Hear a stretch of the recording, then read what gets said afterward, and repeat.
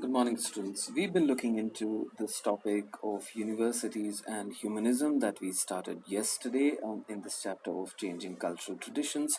In this chapter, we have seen that how the whole literary scene in Europe was transforming, the trade was changing, the social order was changing, the military mechanisms were changing, the science, invention, technology, and new areas of knowledge were now being explored.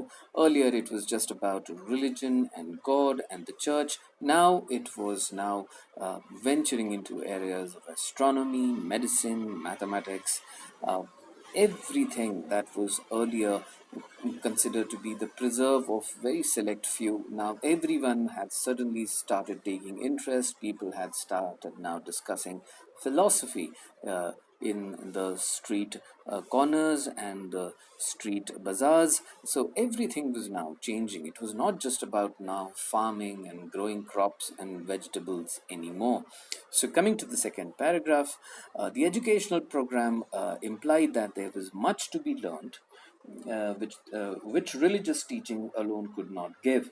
This was the culture which historians in the 19th century were to label humanism.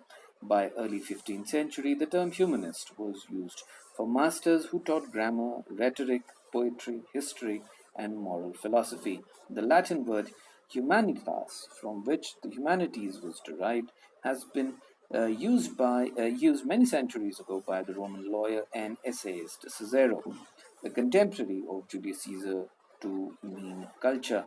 These subjects were not drawn from or connected with religion and emphasized skills developed by individuals through discussion and debate, as I just mentioned. But students, I would surely like to say something about this gentleman Cicero. I do not actually need to. It's not. I don't think his name gets mentioned the second time in this chapter. But you must know something very important about him. He was just not a Roman lawyer and an essayist, Cicero. He is considered to be one of the greatest who ever lived in Europe, and he was the contemporary of Julius Caesar. Okay, and but a contemporary, but a fierce critic of Julius Caesar, because he was the one who advocated that Rome should remain a republic, and where the traditions of democracy were preserved and strengthened. But Julius Caesar, he felt under him the whole republic thing was now evaporating, and the Roman Empire was turning into the Roman Empire, like the empire. It was not a republic anymore.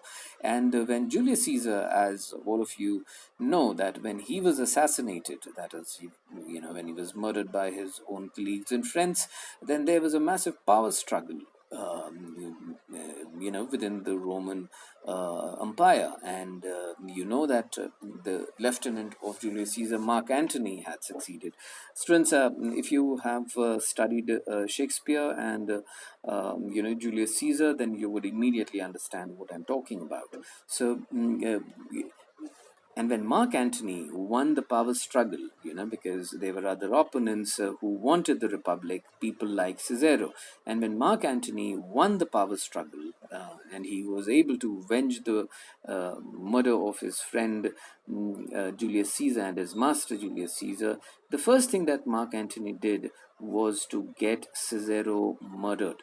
Okay, Mark Antony sent his soldiers to kill Cicero, and Cicero, of course, a state sanction was, of course, a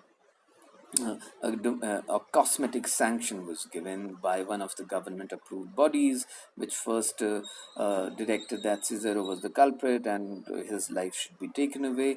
And it was not just that his life was taken away, but Mark Antony ensured that the limbs, that is the hand of Cicero, was chopped off, and his head was chopped off. So he was beheaded, his hands chopped off, and that was displayed in the central platform in Europe.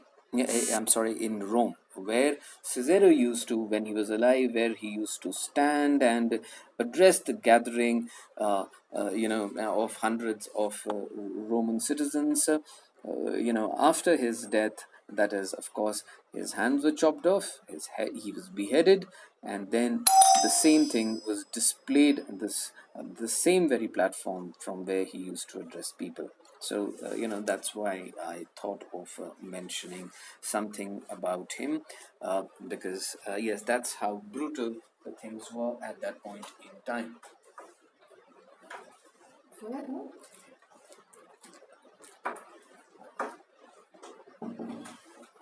Yeah, students, sorry for the interruption. So, yes, just a bit of interesting trivia. Coming back to,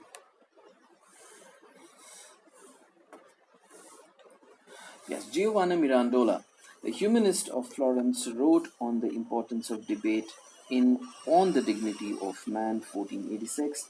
For Plato and Aristotle, it was certain that for attainment of the knowledge of truth, they were always seeking for themselves. Nothing is better than to attend as often as possible the exercise of debate. For just as bodily energy is strengthened by gymnastic exercise, so beyond doubt, in this wrestling pace of letters, as it were, energy of mind becomes far stronger and more vigorous. So essentially, students, this was a tradition which was there in all the ancient civilizations, like whether it was Indian civilization for thousands of years, or for Roman, or the Greek, the Egyptian. People and scholars used to debate. People and scholars used to debate, something which we don't do anymore because we are too busy with our technology and WhatsApp and social networking and all that garbage. But then you have to understand, the men of genius, at that point in time, they used to debate with people. And they used to debate for hours and hours and days. And that is why people like Socrates or Plato or Aristotle, you have to understand, if you must have heard about Aristotle. Aristotle's teacher was Plato, and Plato's teacher was Socrates. And very interestingly, you have to understand, Aristotle is also very famous because he was the one who taught Alexander the Great. He was the teacher of Alexander the Great. So you can understand how sharp and how bright minds these kind of people were. So these revolutionary ideals attracted attention in many other universities, particularly in the newly established university in Petrarch's own hometown, Florence, as we saw in that map, students. The Florence, where Florence is, right in the middle of, in this, it forms a triangle, as I had told you, that from with Genoa and Venice and Florence. So the Florence University has always been very, very reputed internationally. Till the end of the 13th century, the city had not made a mark as a center of trade or learning, but things changed dramatically in the 15th century.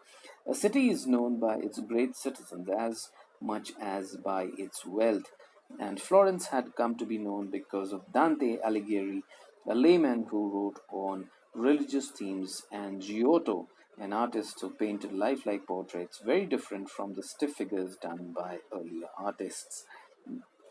From guys, I really wish we had a board and you guys were in class, and I could have given you great details about how I'm sorry, how Dante, that is Alighieri Dante, his works and the beauty of his works, how he describes his characterizations and this concept of hell and heaven and all of that, and how he draws it. They are actually okay. Let school reopen, and we shall revisit these topics. You can remind me once it opens. The humanist view of history.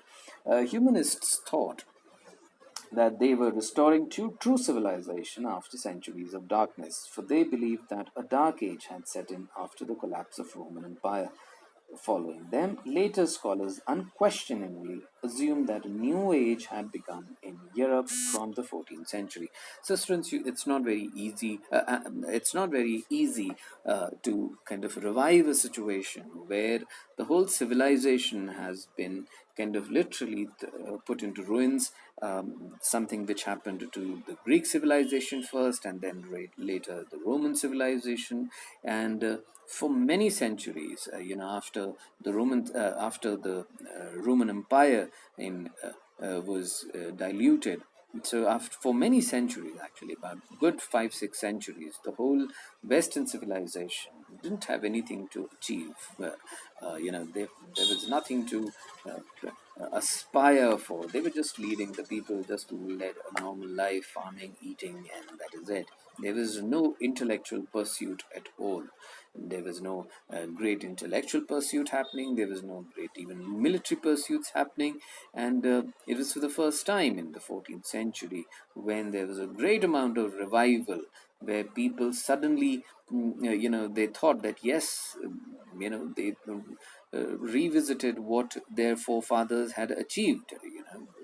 They were not just mere farmers. They started understanding, reading more and more about Roman civilization, the great Greek civilization, and the enormous amount of activity, enormous amount of inventions, discoveries that were happening at the time during the time of their forefathers. Something that they had completely been neglecting and had almost forgotten. Now, all that was being revisited.